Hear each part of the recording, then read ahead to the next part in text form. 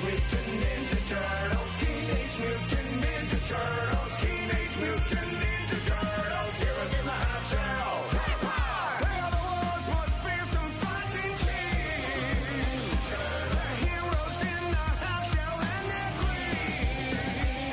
When the evil Shredder attacks, these turtle boys don't cut him no slack. Teenage Mutant Ninja Turtles, Teenage Mutant Ninja Turtles, Splinter taught them to be ninja teens.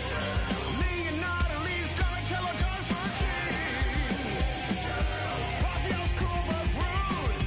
Michelangelo's a party dude. Teenage Mutant Ninja Turtles, Teenage Mutant Ninja Turtles, Teenage Mutant Ninja Turtles, heroes in the half shell.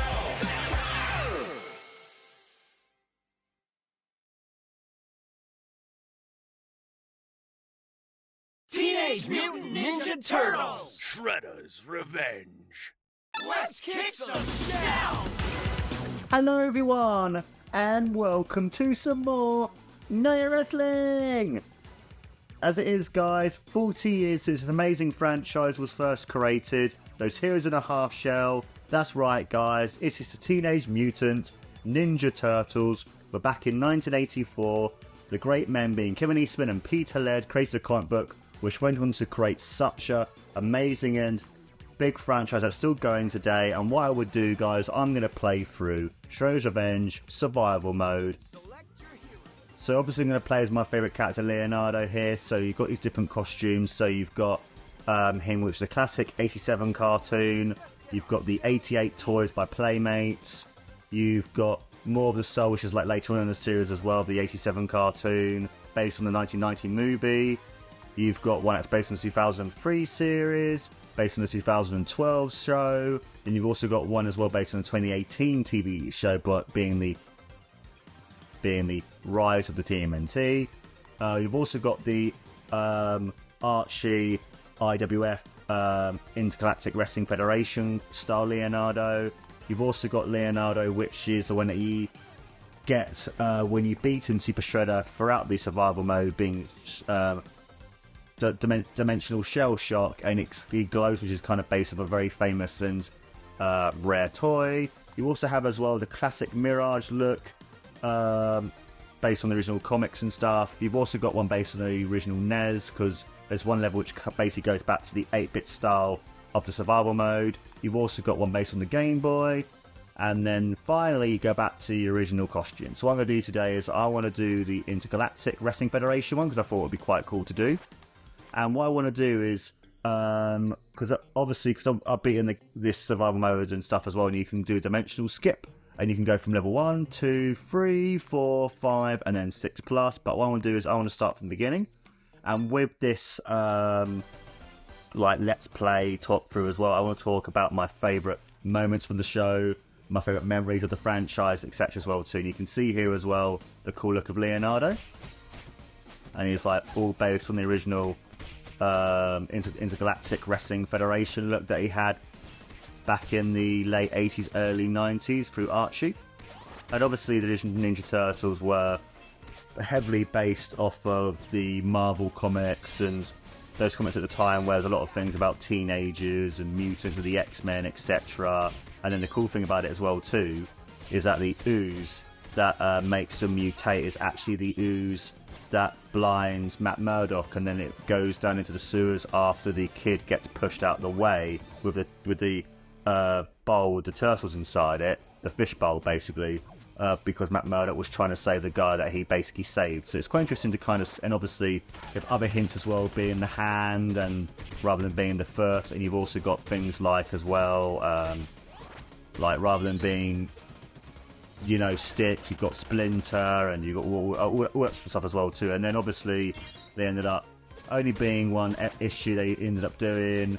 Then they ended up being like, you know what, it's actually done quite well, let's do a second one. And that's when they incorporated and they brought in people like April O'Neil, and you had like Baxter Stockman get brought in, and you had other things as well.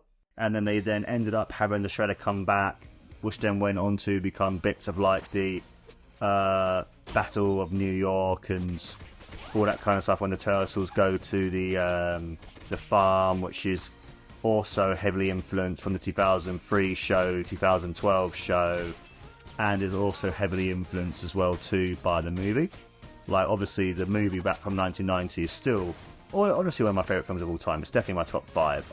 It's one of those films that I still love, I still cherish. I can watch that film for ages and stuff, and for the 30th anniversary I did my watch along of it and everything else as well. But the main thing that I became a fan of Turtles was because of the 87 cartoon, which for me is one of my favourite cartoons of all time. I know it's not aged all that great because, no offence to the original show, but from season 2 to about season 7.5, it became, as much as I loved the jokes and stuff, I kind of feel a bit like they weren't really ninjas, they were just, oh, we're just going to use this. But obviously I can understand at the time because through, like, they didn't want kids to mess around with things because obviously kids were very susceptible at the time, but then due to the popularity of the Batman animated series, they ended up doing it where actually they made the Turtles a lot more dark and stuff through the Red Sky series. But I've always been a big fan of the Turtles. Like, I remember having all the VHS as a kid. I remember having oh, that's cool. You had the cars go past. That's awesome. You had things like you had the Case of the Killer Pizzas was one I had. The Return of the Technodrome, the Invasion of the Punk Frog. So I had quite a lot of the different VHSs and stuff, and that was really cool. And because blue was my favourite colour, Leonardo, or I mean it still is my favourite colour, like Leonardo was always my favourite turtle.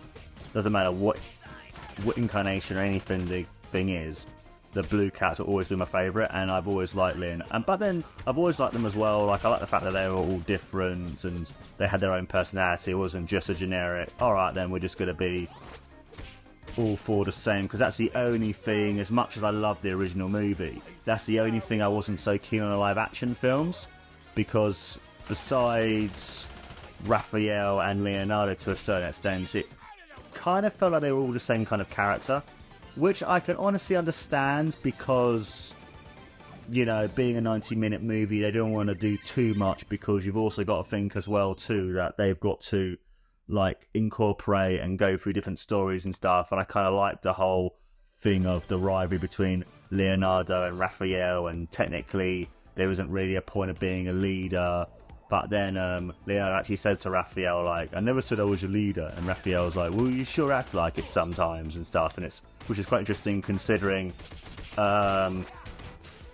have the Partners in Crime song, which has basically him going, Raphael, he's the leader of the group, transform when I form when a nuclear group. This rid of a bees is turning me into pepperoni and cheese. You know, and it's quite interesting to kind of like see that. And then you have then obviously after the original 87 cartoon ended, I remember watching the 2003 series and really enjoying that as well and loving it, and probably not as enjoying it as much as the 87 series, because to me the 87 series is what I grew up on, and I had a big soft spot as well for the Ninja Turtles 2, because I've been in ice and stuff, and the Go Ninja Go and that kind of thing as well.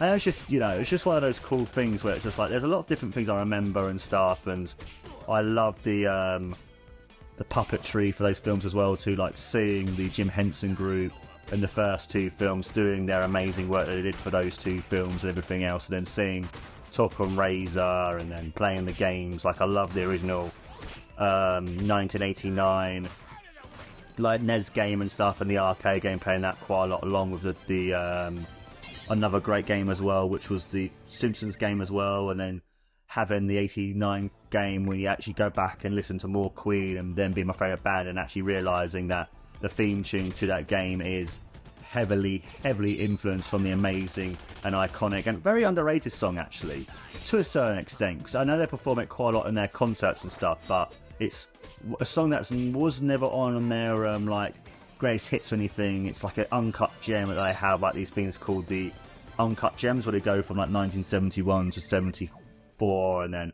through different years and stuff, about these like more underrated and sort of like songs they have. And then Stone Cold Crazy, one of those songs is just so cool to kind of like be like, oh my god, I can actually hear Stone Cold Crazy coming through with the song and stuff. And it's just so clever just to see it all and stuff as well, man. It's awesome, you know. And it just shows just how good the music is to the games as well. Like Tournament Fighters is another one of those games that I loved playing loads as a kid. As much as I adore Turtles in Time, and it's also one of my favourite games ever, like I love Turtles in Time, it is for me one of the greatest games ever made ever.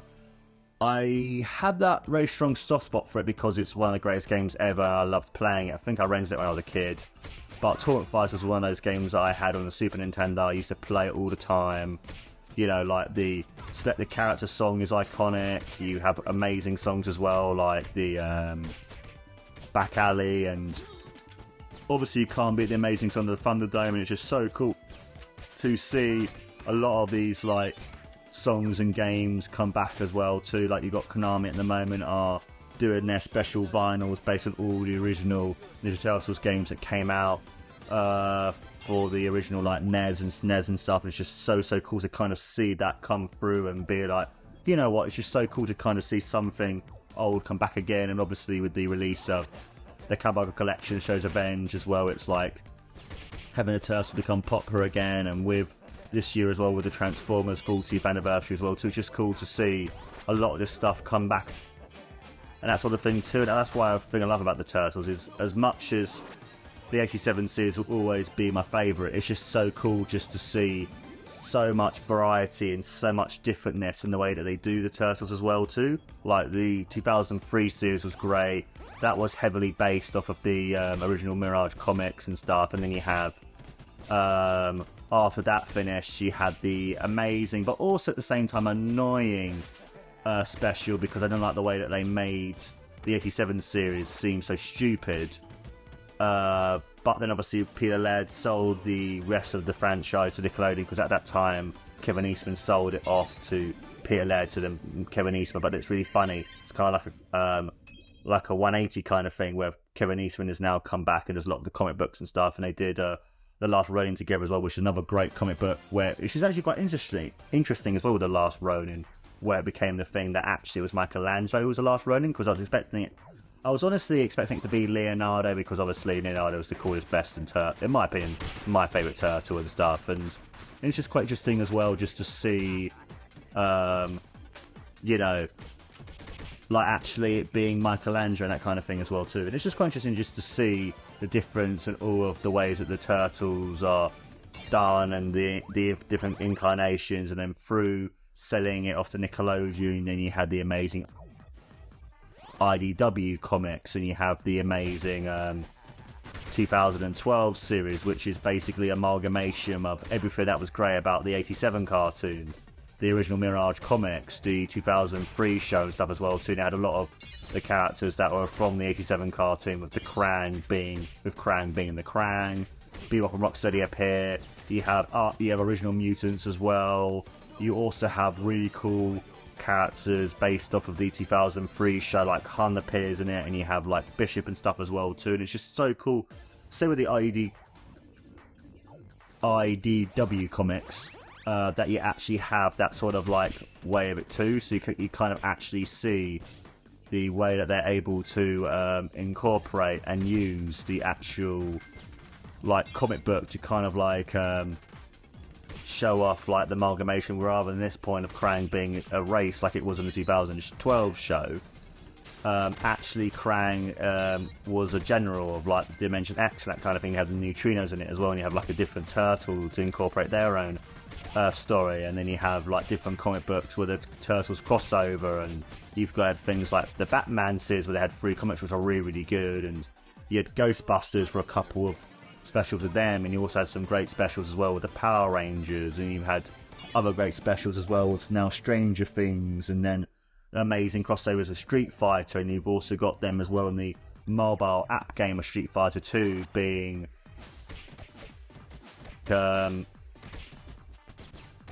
them fighting against each other. You've also got like different toys, and then being in the Street Fighter dual mobile game that you can buy as well for the app and stuff, and the app store and all that kind of stuff too. And it's just so cool to kind of like just to see just how popular they become. You had the Rise of the TMNT, you had the 2 films that came out produced by Michael Bay, and you also had as well the amazing Mutant Mayhem, which I thought was great. Like, I love the animation. I thought the animation was just so cool.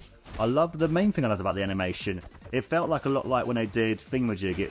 It had a lot of that like that 2D kind of feel, and it felt very much like an oil painting as well too. And I also loved as well like the humans looked quite unique as well. I like the way they designed the mutants, obviously it then being all these different mutants as well, so it was quite interesting. And seeing Bebop and Rocksteady be good guys and stuff, and then seeing the way they did Splinter was quite an interesting incarnation and stuff as well too. And it's just so cool just to kind of like see how they kind of like incorporated Splinter being a rat, but actually watching a lot of videos to help him teach the turtles, and then actually it was more to do with him being afraid of humans because he was a mutated rat and stuff that became quite big and that kind of thing as well too. And you know, it was just so cool to kind of see as well, you know. And I also quite like as well the different incarnations and different stories of how the turtles become the turtles too. Like in a lot of the different shows, it was Hamato Yoshi who then becomes Splinter. In other ones, he was Splinter was Hamato Yoshi's pet rat, and you've also got other incarnations too where it was actually they were originally humans, but then they were reincarnated like they did in the IDW comics, that kind of thing as well too. So it's just so cool just to see all the different ways that they can make the franchise quite different. Like they had in the Rise of TMNT, they had it where actually Raphael was a leader, which kind of I wasn't so keen on, but actually watching the show I actually quite enjoyed it, and the animation for that show is just amazing as well. Just shows you just how good 2D animation can be and stuff as well. And then watching the film on Netflix as well, which is great too, just seeing that animation style as well just pop off the screen and stuff. It's just really cool, and it's just one of those franchises that I think will live on forever. I mean, the fact it's 40 years old, the fact that they are going to be making a Last Ronin movie, they're going to be making a Last Ronin game, and they've also done as well the Last Ronin like side story as well about different other turtles too. It just shows just how awesome the turtles are, that kind of thing as well too. And the way that I was introduced to the turtles, it was introduced to me when I was a kid. In the late 80s, we had a lot of the VHSs of the show and stuff, like I mentioned before, of the Case of the Killer Pizzas, we returned the Technodrome, and I remember a good friend of mine at the time had the VHS of how it all began and stuff. And the quite interesting thing about it as well too is that back in the 80s, they were known as the Hero Turtles, because in the 80s, especially of like ninjas and stuff, ninjas were basically banned. They couldn't use the word ninja, so they had to use the word turtle. So for me, seeing when the 1990 film came out, it was known as the Ninja Turtles, I was a bit kind of like, ninja? What the fuck are these ninjas? And it was quite funny as well, seeing a lot of the VHSs and stuff that I had as a kid, and you can see bits like Michelangelo's nunchucks disappearance. There's a moment in the Return of the Technodrome episode that they're basically like fighting rock soldiers and foot soldiers, and you see this moment where literally Dante's on the thing, gets flung over, and then literally, oh, we've got Michelangelo on the floor, but actually it's a bit like, but actually no, he should be on the floor already, like he was using his nunchucks. It's quite interesting to kind of see that. And then a lot of the bits, because even though yes they can show the nunchucks in the games, it was a bit different because it was a game, but actually which was quite interesting that in the cartoon, like they could show him in a sense holding it, or in a sense like in the back of his like belt that he wears, it might be the nunchuck showing the back of it, but he can't actually ever show him using it as a weapon, because nunchucks were quite heavily banned in the UK and Europe as well, because across the whole of Europe it was known as the Hero Turtles. And I remember watching a lot of that, having the toys because my brother was into them first and stuff, and then growing up I had a lot of his, in a sense, his hand-me-downs when it came to toys. Like I had his He-Man, I had his wrestling toys, and then I remember just always continuously watching the Technodrome one, the Killer Pizzas one, and also the Case of the Punk Frogs and stuff. And I remember watching the having a lot of the VHSs. My aunt had them as well too and stuff, and then just watched them continuously. And then I had the original NES game, which looking back at the time I was thinking, why are they wearing red? That's just so weird, you know.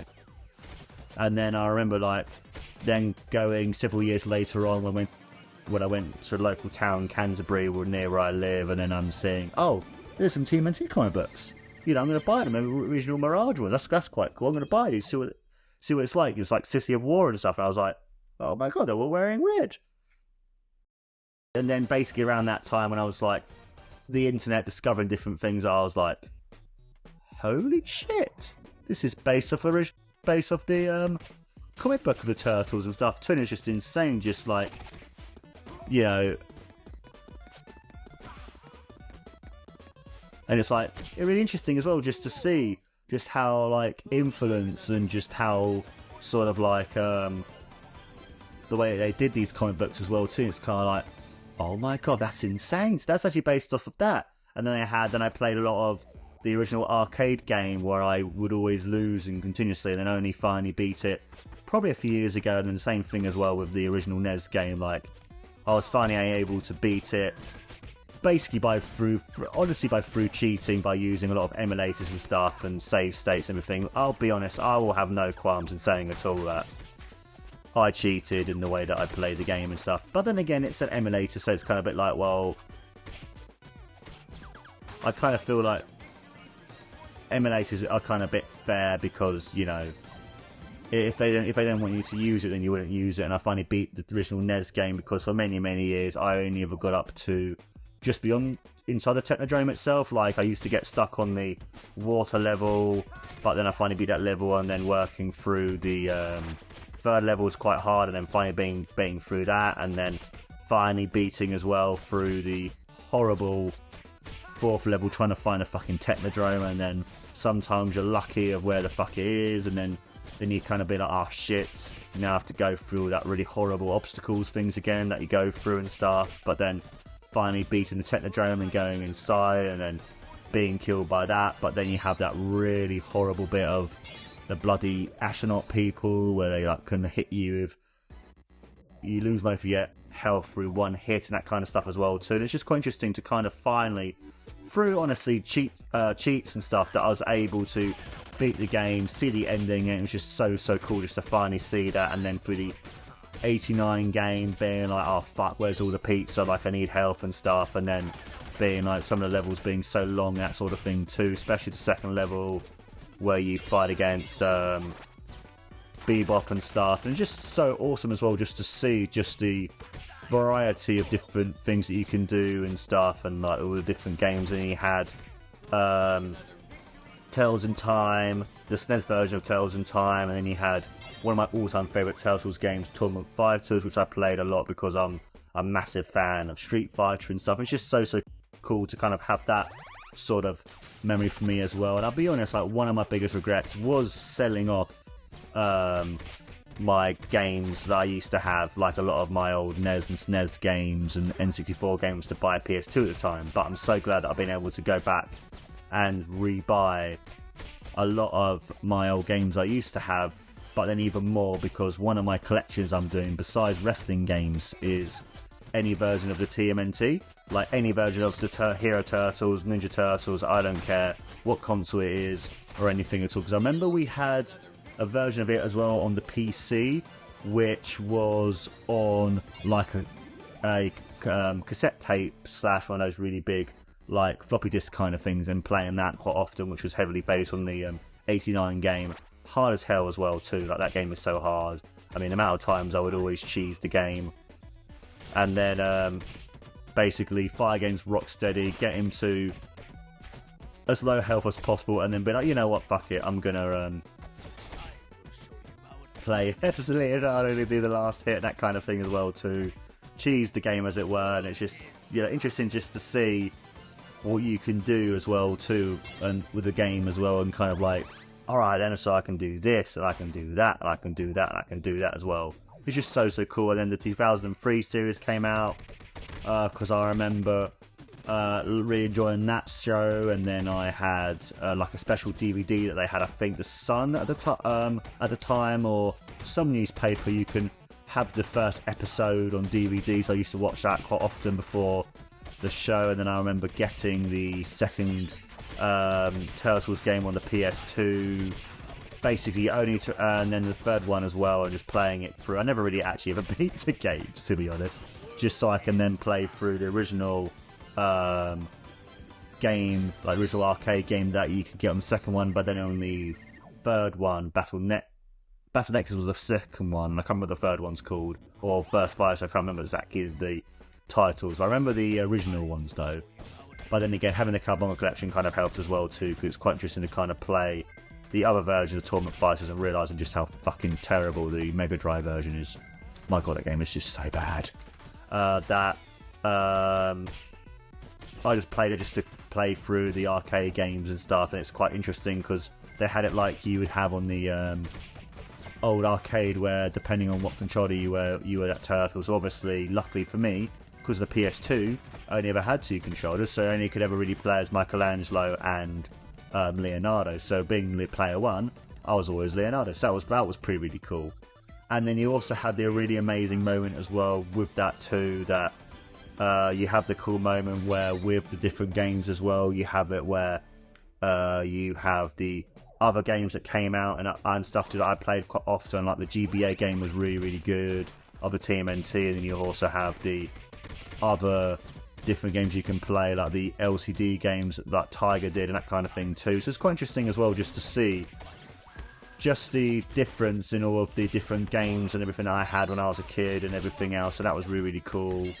But then I think my main thing that I loved as well was the toys as well, like all the different toys and stuff, and having same thing as well, like I've now collected through like presents from different people and myself. I have a lot of the toys through different incarnations of the Turtles, like from the 87 show, the 2003, 2012, 2018, the movies, etc. as well too. It's just so cool to have such a different variety and stuff of the toys as well, and and I think for me as well too, the franchise is so important to me. The same with wrestling and the same with like Queen, etc. That I will go on to the day that I die supporting the heroes in green, looking forward to everything that they do, giving it all a go, because I'm like, you know what, I'm going to support my favourite foursome. I'm going to support what they want to do. I'm going to support like Kevin Eastman, Peter Laird, what they're going to do as well. I'm going to support all the different crossovers as well. Like, I think it's just so cool just to see Street Fighter crosses the Ninja Turtles. You also have all the different stuff as well, like the anime, the OVA, and all the different like films and other crossovers, like the crossover between the 2012 series and the 87 show, Tales Forever, and all that kind of stuff as well too. It's just so cool just to see like the love and the appreciation for them too. I mean, as well, for me, I'll be honest, like one of my favourite games of all time is Shredder's Revenge. I think that game is amazing. I've played that game so much. I've even platinumed it twice.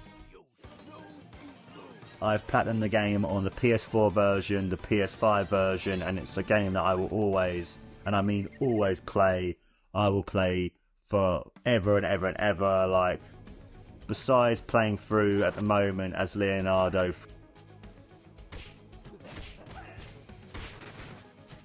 I'm gonna play through all the other characters in the survival mode to unlock all the different colours for them as well, to give more different colours and stuff to the characters and make it more interesting as well too, because to me, I like the fact that they gave all the different characters new and different colours as well too, because it makes it, and also because they incorporate it as well from the Mirage comics, the 87 cartoon obviously being the original colours, and the 1990 movie, and you also have stuff as well like the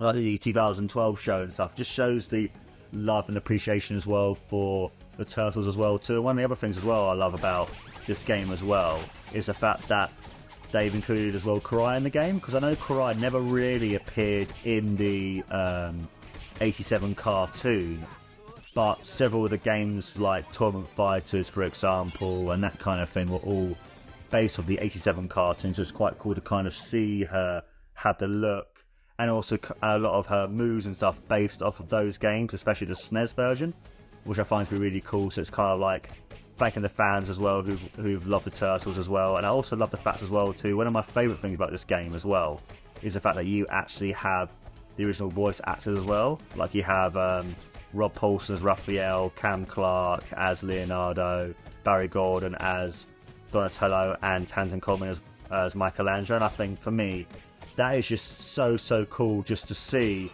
just the love and appreciation that these guys have for the characters, or they're able to come back, and the love of the game that you can tell by watching the videos. And when the game first got announced, I was so excited, and then just continuously playing it, platinum the game twice, PS4, PS5 version like I mentioned earlier, and then finally having it where actually, oh okay, so we now have the new characters being Usagi Yojimbo and Kurai. They've now added in colours where you have to beat the Shredder to have the special shiny one for the 4 Turtles and stuff, and then obviously the other characters have their own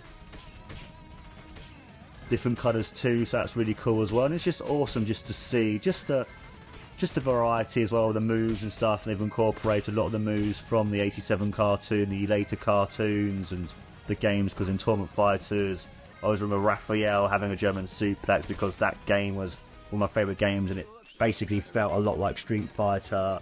I mean, Leonardo played a lot like Ken and Ryu, if a lot of his moves were all based with strikes being with like his swords and stuff, because basically the commands were all based on the Hadouken, Shoryuken, and the Taisaburuken, you know. And I just think for me, that is just so cool to see those little nuances and stuff. And you had Michelangelo was very much in a sense like a bit like a character like Guile, the one that like a charge character, and you got Raphael, who's kind of, some of his moves are based on charging up, but actually some of his other moves were also based on the quarter circle motion stuff. And you have obviously the grappler being the Rap King and stuff. I just think for me it's just so cool just to see all the different kinds of characters, the different ways that they're able to do the characters and stuff as well. I just think it's just great to have just how an amazing of a game that is, to have a game that is just so well loved. And that's why I love as well the fact that they did the COWABUNGA collection, because with the COWABUNGA collection you had a lot of the old classic games back from being from the original NES, SNES, Mega Drive, Game Boy, etc. You know, and it's just so cool to see in the COWABUNGA collection these great games, that sort of thing too. And I just think for me as well, seeing it happen like that was just so cool, because you can actually see the love that the M2 put in the game with Konami's help, and they had all the different stuff. You can go back and listen to the music by itself, and you have a lot of the still images from all the different incarnations of the different cartoons, the comic books, and just everything in general. And I just think for me that is just so awesome to see, and I just love the fact as well that you have the love and appreciation of the franchise, that hopefully Konami do one based off the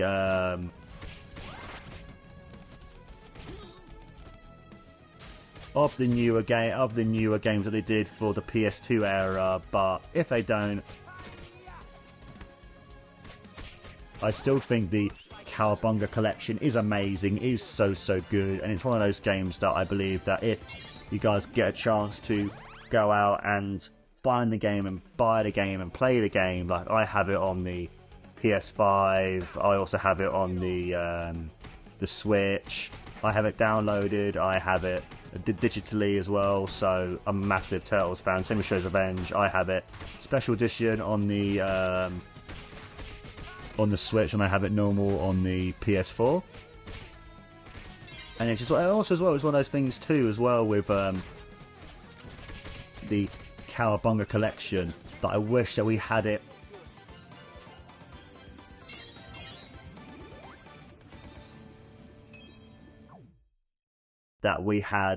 the special edition that I did in America. Like, you had the amazing art book showing off all the different images of the games through. You had the amazing cards for Tournament Fighters, the map thing from Turtles in Time. So I wish we had that over here in the UK. I think for me that was such a cool special edition that I wish we had. But then going into that as well, you had great moments, like you had the amazing just the games in general, just seeing that. And you also can see it in different shops as well physically, and just how popular the game became, where you actually had you know,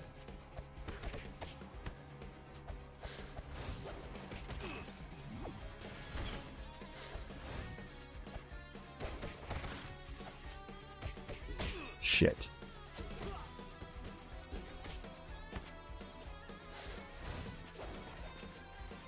You know, you also had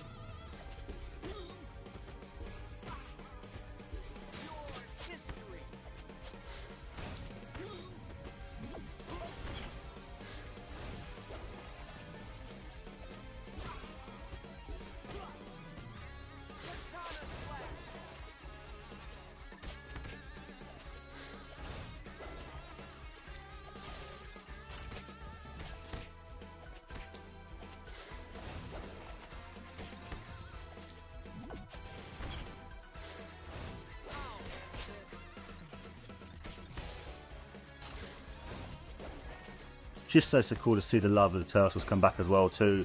And I think for me, the COWABUNGA collection as well as Shredder's Revenge are two best Turtle games ever in my opinion. I love them because you got the great bits of the original cartoon games. You have the new one based on the original cartoon as well. I just think for me, it's just overall a great game, and I fucking love it. You know, I fucking love them, and I think for me, it's one of those. They're both one of those games you guys have to go and play for yourselves because they are great, they are amazing, and I just think for me, having a franchise like the Hero Turtles, Ninja Turtles, however you want to call them, be as popular as they have been, be as popular as they are, it's just so cool just to see just the pure love and the pure appreciation of the franchise, and just when you see people like Seth Rogen for Mutant Mayhem, showing off his love, showing off why he wants to do this movie and stuff, showing off, actually, you know what, I want to do a really good film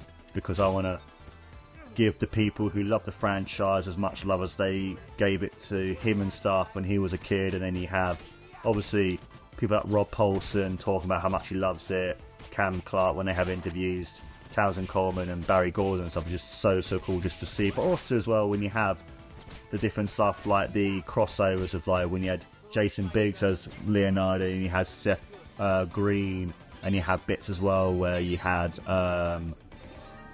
like obviously Rob Paulson coming back and being two turtles, and you have the really cool moment of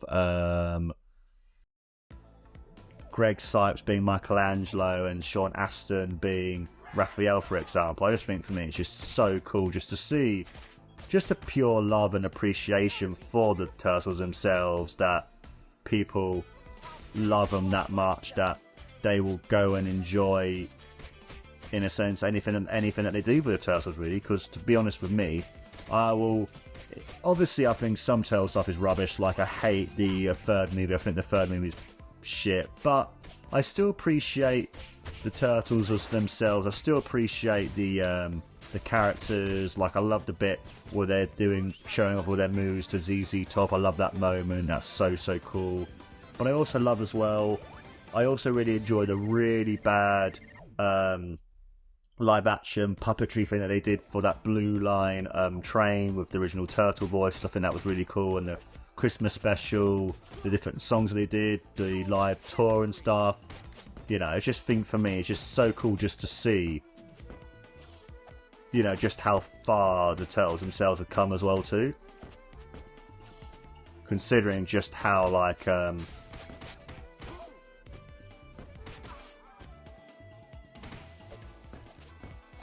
just to see, you know, just how far they've become and just how popular they are as well then, guys. And yeah, the Heroes in the Half Shell will always be some of my favourite characters of all time. But yeah, guys, that was my special on the TMNT 40 years in the making. My love, my appreciation for those Heroes in the Half Shell. Let me know, guys, in the comments below what your thoughts are about the Teenage Mutant Ninja or Hero Turtles. Love to hear you guys think.